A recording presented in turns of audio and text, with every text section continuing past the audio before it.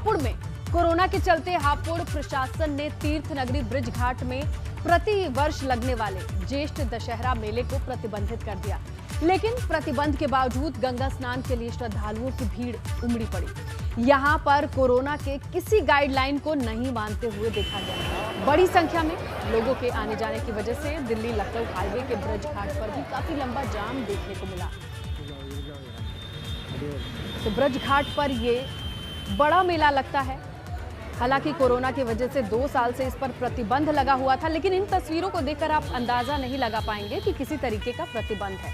और ये हालत है उस हाईवे की जहां आज इस मेले स्नान की वजह से इस तरीके का जाम लगा दिखा। ये जाम नहीं है, दशहरा है। दशहरे की वजह से यहाँ पर जो है आज ट्रैफिक कुछ ज़्यादा है। लोग बाग जो है गंगा जी जा रहे हैं, इस वजह से थोड़ा जो है भीड़ है। ट्रैफिक ज़्यादा है, आज जाम नहीं है, चल रहा है ट्रैफिक लगातार। ट्रैफिक लगातार चल रहा है, कोई जाम नहीं है, लेकिन भीड़ है थोड़ा।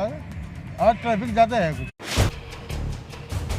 गंगा दशहरा और उत्तर प्रदेश माध्यमिक शिक्षा परिषद की 10वीं और 12वीं बोर्ड परीक्षाओं के छात्र छात्राओं को प्रमोट करने के लिए यूपी बोर्ड की तरफ से पेश किया गया है। उसे सीएम योगी आदित्यनाथ की तरफ से मंजूरी भी मिल गई है। बोर्ड की तरफ से 12वीं के परीक्षार्थियों को प्रमोट करने के लिए वो चला। ऑनलाइन शिक्षण कार्य में हमने चाहे वो ई गंगा पोर्टल हो, स्वयं प्रभा चैनल हो, दूरदर्शन हो, व्हाट्सएप ग्रुप हो हमारे, और विभिन्न प्रकार के जो लेक्चर्स हैं, अध्यापक हैं, शिक्षक हैं, अच्छे जिनके लेक्चर्स हो सकते थे उनको अपलोड करा के उनके माध्यम से भी शिक्षण कार्य कराने का प्रयत्न किया गया। और इसकी सफलता ये रही कि विद्यार्थियों के पठन पाठन की प्रक्रिया में जो बाधा उत्पन्न हो सकती थी उसमें काफ़ी कमी आई और एक निरंतरता बनी रही। हमने जो ये अंकन की प्रक्रिया की है, वो अंकन की प्रक्रिया का जो हमारे अंक तालिकाओं में दर्ज होगा। हमारे जो भी विद्यार्थी इस प्राप्त अंकों से अगर संतुष्ट नहीं होंगे तो उनको पूरा अवसर मिलेगा कि वो जो सामान्य परीक्षा जब हमारी प्रायोजित होगी, चाहे वो हाई स्कूल की हो चाहे इंटरमीडिएट की हो, तो जो अपने अंकों में सुधार करना चाहते हैं ऐसे विद्यार्थियों को उसमें बैठने का पूरा अवसर होगा। और उसमें जो अंक उन्हें प्राप्त होंगे वो उनके वास्तविक अंक के रूप में होंगे। एक से अधिक सब्जेक्ट में, यानी अगर सब सब्जेक्ट में भी बैठना चाहे अंक सुधार के लिए तो विद्यार्थी बैठ सकता है। इस बार चूँकि परीक्षाएं नहीं संपादित हुई हैं, इसलिए किसी प्रकार की कोई मेरिट लिस्ट को जारी नहीं किया जाएगा। और ये जो हमारी जो परीक्षाएं हैं, ये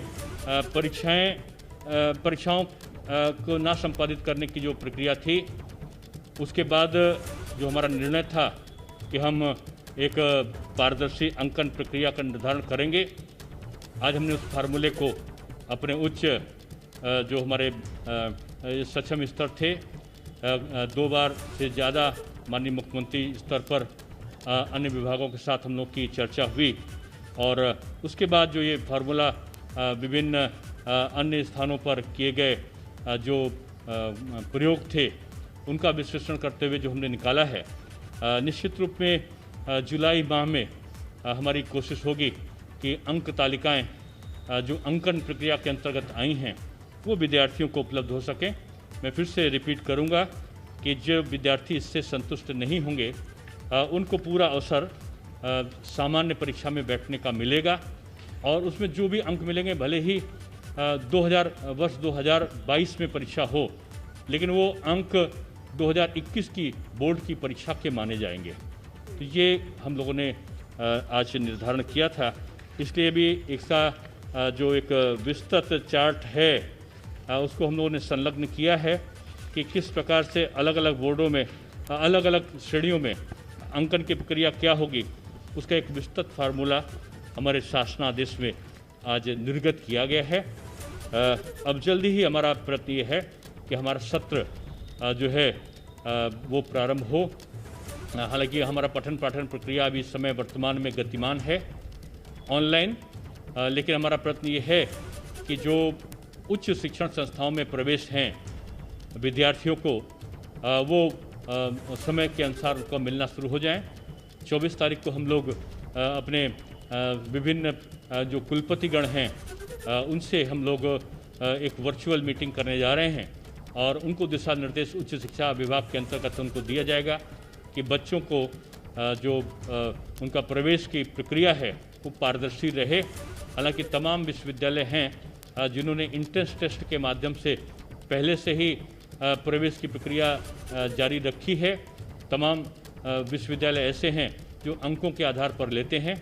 तो हमारा उनके क्या सुझाव आते हैं, इसके बाद हमारा प्रयत्न यही होगा कि जो उच्च शिक्षण संस्थाएं हैं उनमें जो यूजी और पीजी के लिए या अन्य जो विषय हैं पाठ्यक्रम हैं उनमें प्रवेश की प्रक्रिया सुचारू बन सके, इसके हमारे पूरे प्रयत्न होंगे। आपकी जो 11th के मार्क्स है वो प्री बोर्ड के हैं वो, और प्लस जो 10% आप लोग ले रहे हैं हाफ ईयरली एग्जाम वाले, वो मिला किसी को आधार बनाए गए। हाँ, मैंने बताया कि इंटरमीडिएट की परीक्षा के लिए हाई स्कूल के 50%, कक्षा 11 के जो अर्धवार्षिक या वार्षिक जो परीक्षा हैं उनका 40%, कक्षा 12 के प्री बोर्ड के 10% अंक जो निर्धारित हैं उनको हम करेंगे।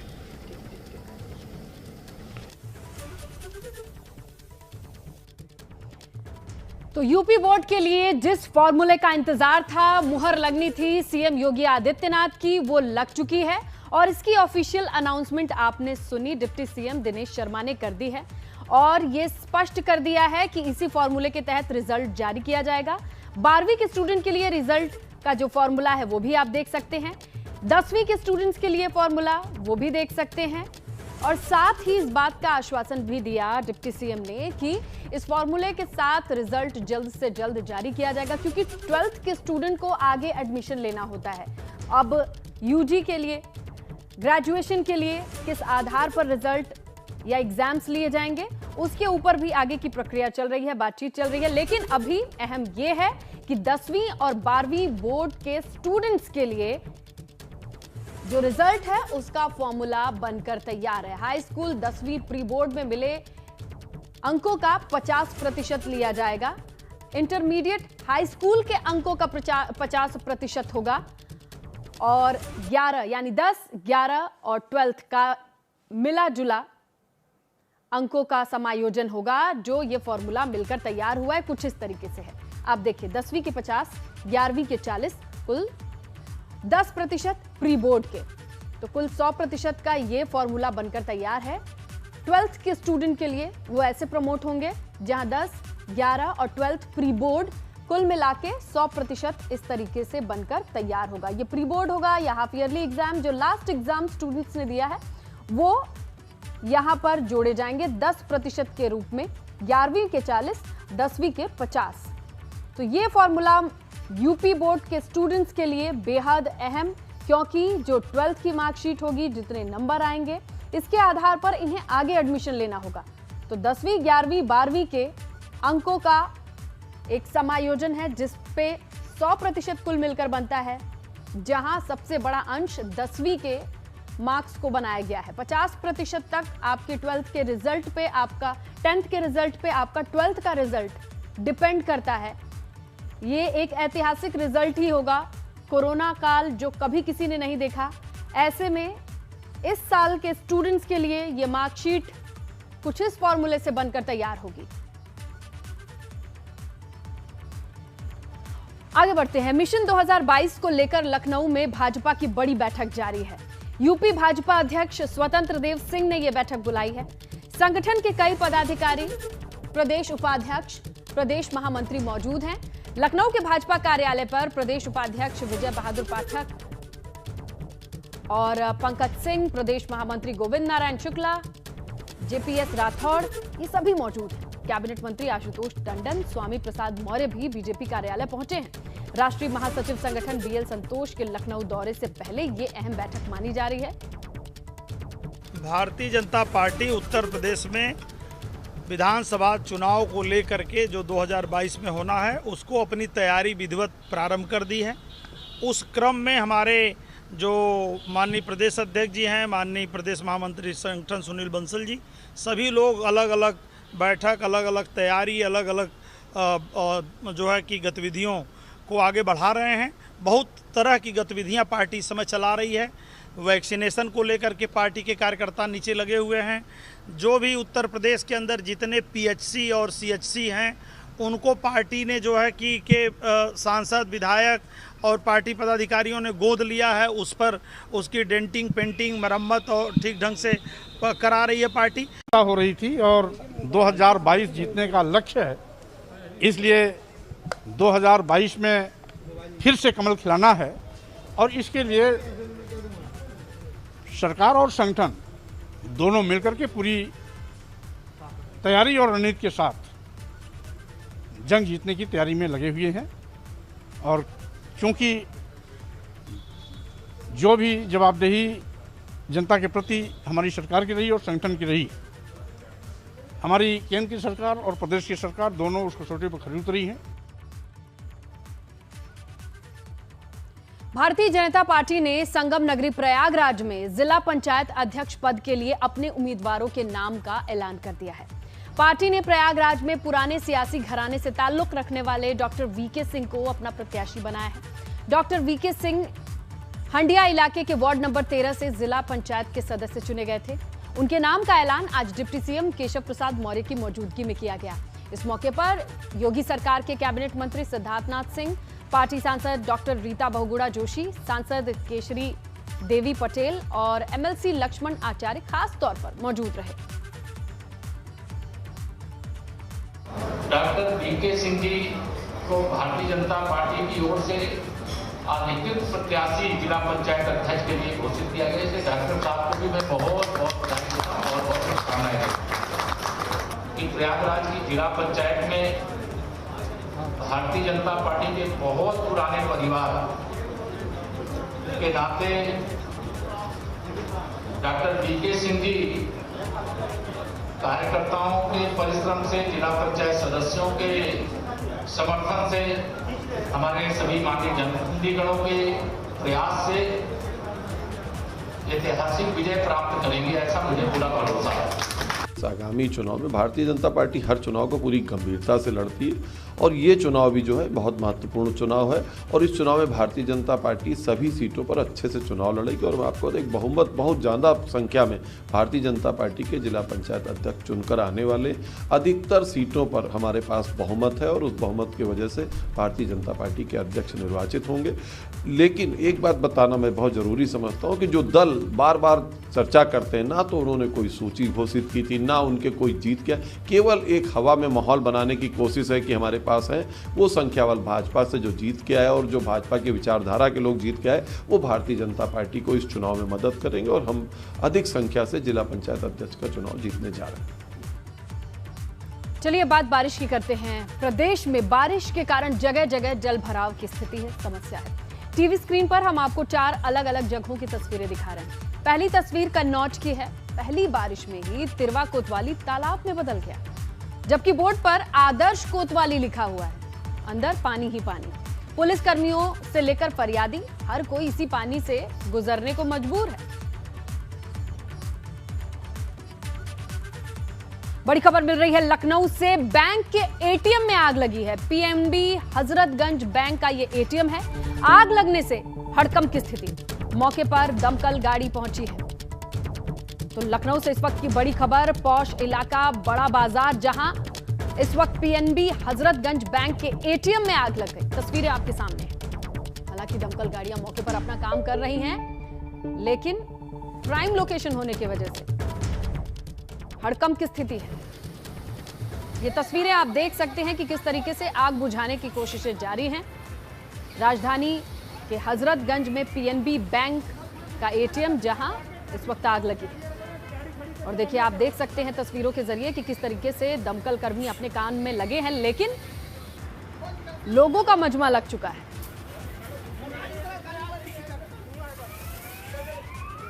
अंदाजा लगाया जा सकता है जिस तरीके से काम चल रहा है। बैंक के भीतर आग लगी है और कोशिश लगातार जारी है कि इस पर आग पर काबू पाया जाए, लेकिन इस दरमियान ये सब कुछ होता, लोगों की भीड़ इकट्ठी हो गई। हजरतगंज पौष इलाका है, बड़ी मार्केट है, तमाम लोगों की आवाजाही लगी रहती है और आग की खबर से देखिए कैसे अफरा तफरी की स्थिति है। तमाम लोग भागते दौड़ते दिखाई दे रहे हैं। दमकल कर्मी अपने काम में लगे हुए हैं।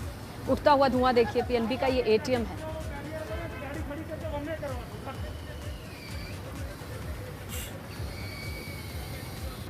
तो लखनऊ से तस्वीरें आई हैं जहां पीएनबी बैंक के एटीएम में आग की तस्वीरें आपके सामने है। दमकल कर्मी अपने काम में लगे हुए हैं, आग बुझाने की कोशिश में लगे हैं।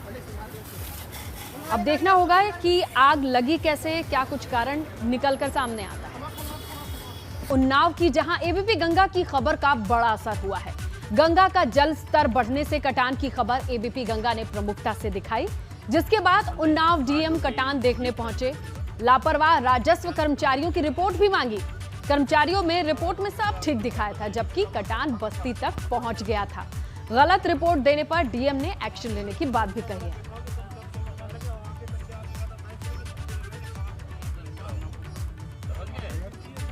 सिंचाई विभाग के द्वारा अवगत कराया गया था कि जो कार्य होना है करा दिया गया, लेकिन मुझे फिर सूचना मिली कि ये गलत रिपोर्ट दी गई है और मेरे द्वारा आज पुनः निरीक्षण किया गया। तो इसमें जो संबंधित अभियंता हैं उनको भी निर्देश दिए गए हैं कि इसका अगले 1 सप्ताह में इसको सही कराएं और पूर्व में जिन्होंने गलत रिपोर्ट दी थी या जो कार्य किया गया था, इसके लिए जो लोग उत्तरदायी हैं उनके खिलाफ कार्रवाई भी करें। और यहाँ सभी लोगों को मैंने बताया है कि समय रहते ये कार्य कराया जाएगा। सभी संबंधित अभियंता को ये निर्देश दे दिए हैं, किसी भी तरीके से कोई यहाँ नुकसान नहीं होना चाहिए। सिंचाई विभाग के द्वारा अवगत कराया गया था। उधर बिजनौर बैराज से छोड़े गए 4,25,000 क्यूसेक पानी से खादर क्षेत्र की हालत नाजुक बनती जा रही है। खादर क्षेत्र के फतेहपुर प्रेम गांव के आसपास 3 जगहों पर गंगा का पानी कच्चे बांध को तहस नहस करके बाहर निकल गया, लगातार जंगल तक फैल रहा है। जानकारी ये भी मिली है कि खादर क्षेत्र के फतेहपुर प्रेम, हरिपुर, रठौरा कला, सिरजोपुर, हासपुरा, पारसपुर गांव के चारों ओर पानी पहुंच चुका है और धीरे धीरे ये पानी गांव को भी डरा रहा है, क्योंकि आगे बढ़ रहा है लगातार। जलमग्न स्थिति, गांव का संपर्क टूटता जा रहा है।